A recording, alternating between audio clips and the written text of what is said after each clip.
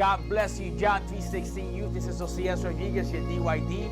Listen, you guys put a great theme, KABOD, the glory of God. I can't wait to see you this December 4th, 11:30 a.m.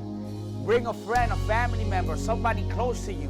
I've heard some great news that some of your young people were baptized in the Holy Spirit at We Need Pentecost SEDuth experience. God will do exceedingly abundantly above all that you can ask or even think. I'm so excited to be there with you all, and I'm believing for a great KABOD move of God in your generation, in your local church, because I know revival has come to John 3:16. Great exponential growth is coming to John 3:16. I love you guys. God bless you. May the Lord keep you, and I can't wait to see you this December 4th to be in KABOD with you in the glory of God. God bless you.